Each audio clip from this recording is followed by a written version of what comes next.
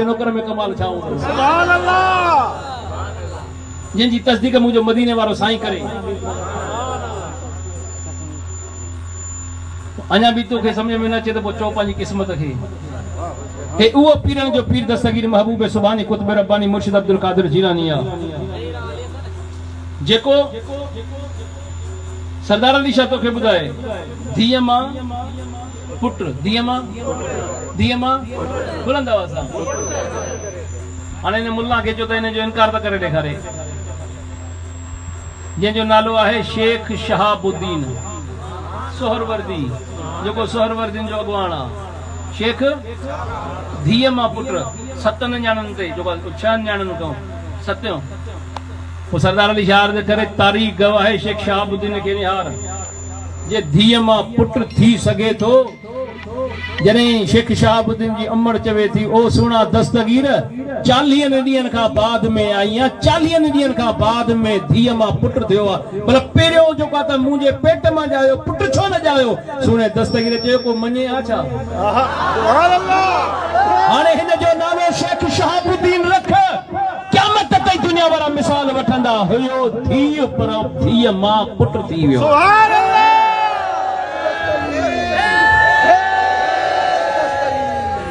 हे उहो पीरन जो पीर दस्तगीर थी हिन सां न फेटा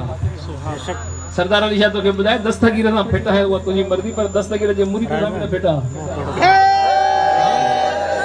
दस्तगीर जो मुरीद ॿिन्ही दिन कोन आहे सुभान अल्लाह सुल्तान बाबू रहमतुल्लाह अलैह खां पुछा कर त दस्तगीर जो मुरीद जो मक़ाम छा आहे सुभान अल्लाह हां सिर्फ एतिरो चयो मां दस्तगीर जो आहियां बस उनखे ॿिए जो तालबू बि न आहे थियणो छो त उनजो ज़ामिन मुंहिंजे पीरन जो पीर दस्तगीर आहे सरदार अली शाह अर्ज़ करे त जिब्राईल खे रब पावर ॾेई सघे थो त पोइ पीरन जे पीर दस्तगीर खे बि पावर ॾियण वारो रब जी मर्ज़ी आहे जेके पावर ॾे पोइ सरदार अली शाह अर्ज़ करे जे नबीअ जे हथ में लठ अची वञे त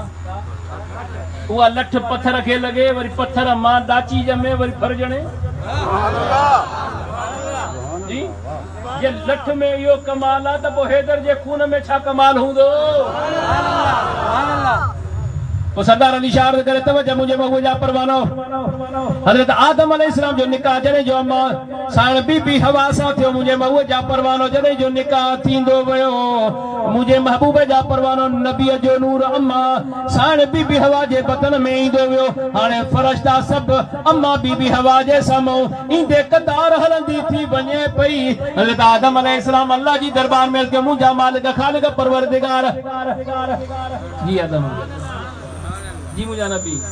मुझा मालिक हाने मां तोखे शिकायत कयां थो फरिश्तनि जी फरिश्तनि जी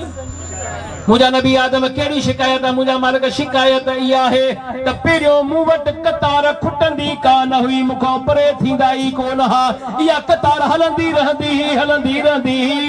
हाणे इहे फरिश्ता मूंॾे अचनि ई कोन था मूंखे ॾिसनि ई कोन था इहे फरिश्ता बीबी हवा ॾे बीठा आहिनि इहा कतार ते खुटे ई कोन थी उन खां परे थियनि ई कोन था मूंॾे न निहारनि था न मूंॾे अचनि था अल्लाह तबारक व तआला फरमाए त मुंहिंजा नबी आदम जी मुंहिंजा मालिक तोखे ख़बर आहे त इहे फरिश्ता तोॾे छो ईंदा हा बीबी हवा ॾे छो था अचनि मुंहिंजा रब तूं ॿुधा छो त गुफ़्तगू न थींदी आहे त ख़बर न पवंदी आहे त जॾहिं गुफ़्तगू थी त रब पाक फरमाए त ए नबी आदम जॾहिं मां पंहिंजे नबीअ जो नूर तुंहिंजे पुश्त में रखियो तुंहिंजे चेहरे में रखियो त फरिश्ता तुंहिंजे साम्हूं अची करे उन नूर जो दीदार कंदा दुरूद सलाम पढ़ंदा हलंदा पिया वञनि हाणे उहो नूर बीबी हवा जे पेट में रखियो आहे हाणे सभु फरिश्ता बीबी हवा वटि अचनि था हाणे उन जे साम्हूं अची करे मुंहिंजे नबीअ जे नूर जो दीदार बि कनि था दुरूद सलाम पढ़ंदा हलंदा था वञनि ए आदम न तोॾे ईंदा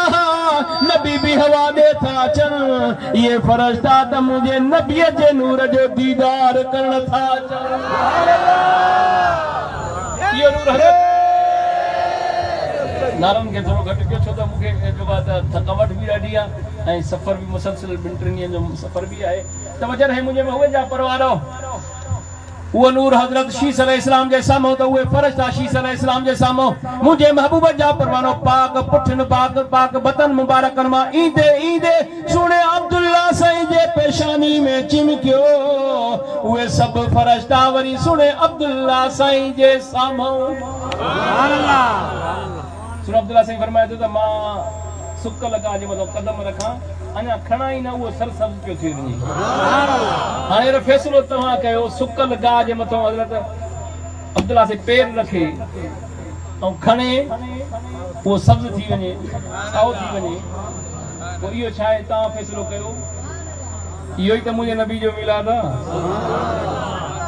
सुनो अब्दुल्ला साईं फरमाए थो त सख्त पत्थरनि ते मां हीअं पैर रखां वो पत्थर नरम थी वने मुझो पैर में लही वने तो सरकार अली शाह अर्ज करे हाने फैसलो तवा कयो सुकल गा साओ थी वने पत्थर सख्त पत्थर नरम थी वने मोम वांगुर इहो छा आहे इहो ही त मुझे नबी जो मिलाद आहे। अम्मा आमना जे बतन मुबारक में करीम चरई जो आया अम्मा आमना सान फरमादी सुबह जो घर रखा बाहर निकम ऐ मुखे खबर का न हुई उन रात जे रात महबूब जे मुझे पेट में आमद थी मुखे खबर को नहीं सुबह जो घर रखा बाहर निकम द कुरैश खानदान जा जानवर चरण पया चरण छदे करे